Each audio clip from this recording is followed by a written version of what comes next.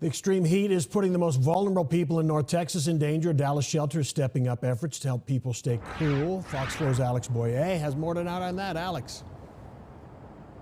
Hi, Steve. Yeah, you know, this heat has been relentless. The pastor of Our Calling tells me he knows of at least 2 homeless people who have died as a result of chronic heat exposure. Volunteers that he has are going out onto the streets trying to bring folks inside. And other organizations like the Visiting Nurse Association of Texas are doing their part to help our most vulnerable residents stay cool.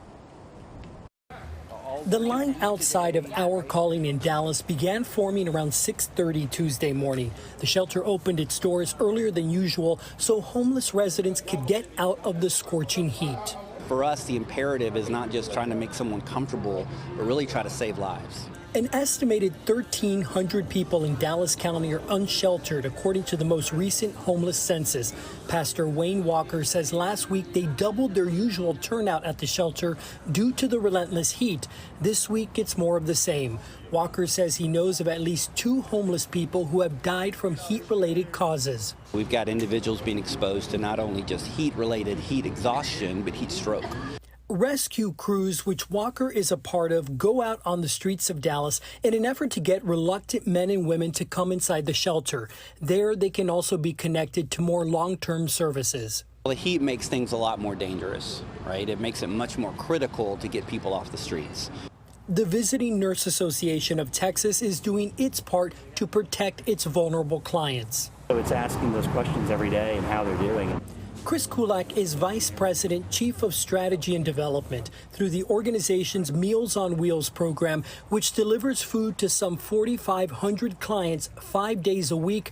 They're able to also provide folks with fans. Any client that needs one, we just deliver it to them when we deliver our meals. The fans are donated. Last year, Kulak says they gave out some 400 fans. This summer, the organization has already delivered 200 to residents. With triple digits forecasted for some time, Kulak doesn't see the need letting up. We tell our volunteers, take a look to see, does the person, do they seem overheated? Does their house seem hot when you're delivering the meal? Ask them how they're doing. Are they staying cool? But it's really checking on them every day. It's really saying, hey, how are you doing? What else can we do to help you? And I checked with MedStar. They tell me that they've transported 2 patients to the hospital today due to heat-related health conditions. A spokesperson tells me that one of them was an elderly patient found in their home by a family member after having had no contact with them for the past 2 days. That spokesperson tells me that is why it's so important for us to check on our most vulnerable residents.